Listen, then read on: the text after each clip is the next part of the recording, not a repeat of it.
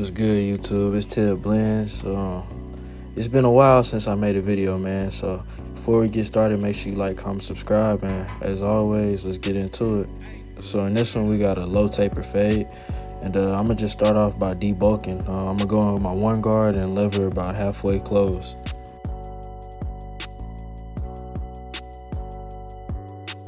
I always like to make sure I'm combing the hair out before I set in my first guideline, and I'm gonna set in my first guideline not too high to the point where I'm taking away the C cups, but I'm gonna go right below it, and then as I'm fading, I'll come in with my T liners and get the C cups. You know what I mean? Just make sure everything nice and neat.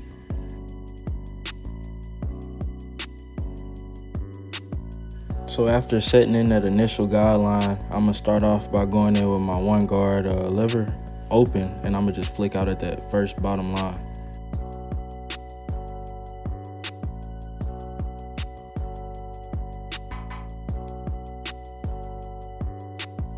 So remember, it's all a process, and once you get better at the process, you get better at cutting. So now I'm gonna go in with my lever open and flick out at that bottom line. I'm not gonna go above where I went at that one guard, because then it's just gonna mess it up. But I'm gonna make sure I'm staying at the bottom of the fade. But as you can see, it's starting to blend it in nice. So now to dig into the bulk of the hair, I'm gonna go in with a bigger guard, and I'm gonna go in with my 1.5 and just flick out at that bulk at the top to make sure it's just blending and it flows at the top.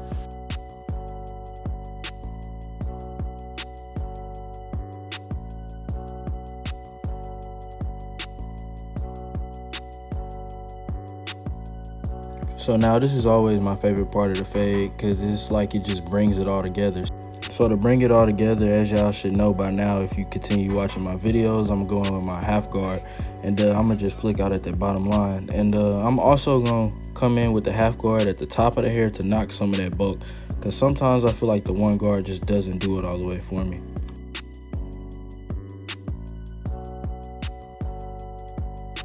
So like I said, to make sure I'm not taking away from the C cups, I'm gonna make sure I'm going in with my liners halfway through the fade.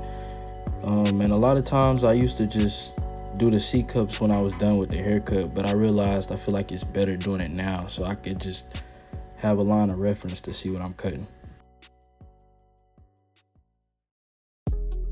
So as you do the one side of the head, you must do the other, so it's a symmetrical cut, you know what I mean? You don't want to just go high on one side and then go low on the other. So I'm gonna make sure, as I did in the start of the video, I'm gonna debulk on the other side of the hair before I first set in my guideline.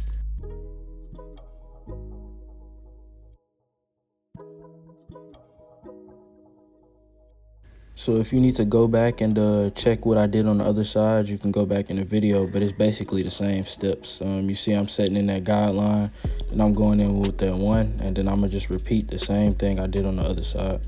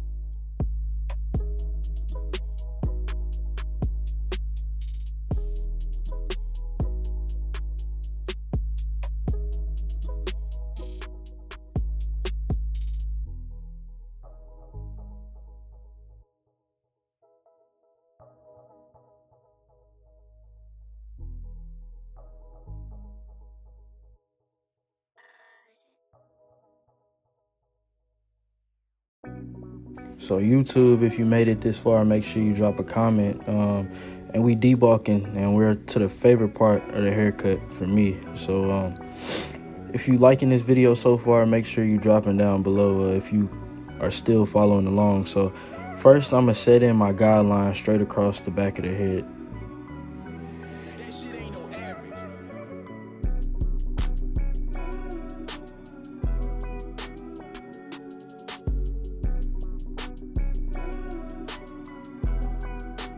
So once you set that line in, I like to just bald everything out below that, just to give it a nice and clean look. What makes the back so fun to me to cut is just that it just blends differently than the sides, in my opinion. So I'm still using the same process that I did on both sides. I'm going with my one guard, and I'm gonna flick above that line. And I'm gonna also debulk to make sure this hair is just flowing right at the top.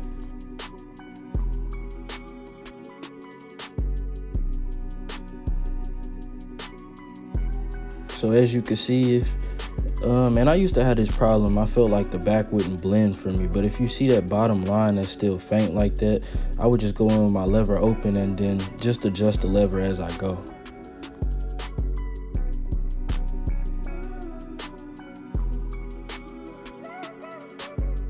So now I'm gonna go in my 1.5 and just flick out at that bulk. Because as you can tell, like the fade is nice at the bottom, you know, it's looking real solid, it's looking blurry, but I just need to make sure I'm getting the top of the hair so the bulk is just blending into the lower part of the fade.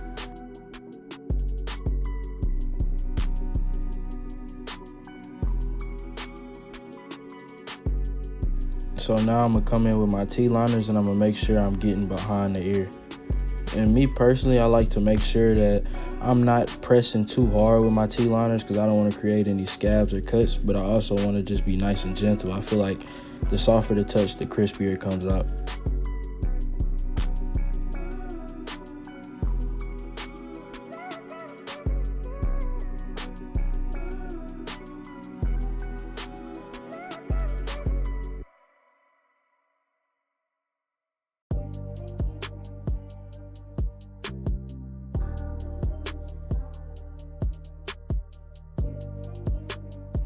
YouTube, now we on to the long awaited part of the cut, the hairline. You know what I'm saying? It's the most crucial. This is where we gotta lock in at.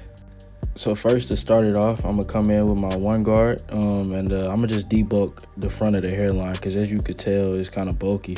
And he has a front taper, but I don't want to just come in and just line it up, and as you could tell, like the front taper doesn't match the sides, you know? So I want to make sure I debulk first before I come in with anything. So once I got that out the way, now I come in with my foaming mousse, and I'm gonna just apply that across the hairline. And the whole point of this is just to let it sit for a while and just lock the hair in place so it's not just straggling everywhere, so I can get a nice and clean cut when I come in with my T-liner. So right here, as you could tell, I'm just wiping it off. A lot of times I'll come in with a hot towel, but my client was kind of in a rush, so I just wiped it off. So like I always say, when I'm doing a hairline, I want to start in the middle, and then I work my way to one side, then back over to the other.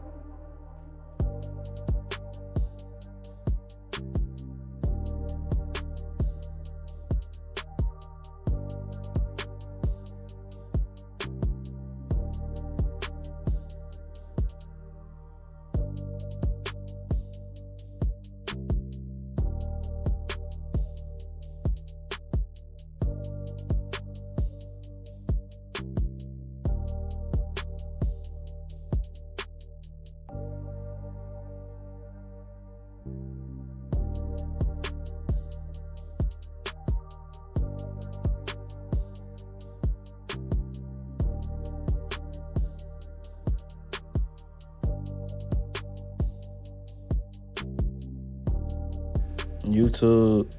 So this is the end of the cut. Make sure y'all like, comment, subscribe, and the final results coming up. Yeah, man. I hope y'all followed along, and I hope them cuts crispy.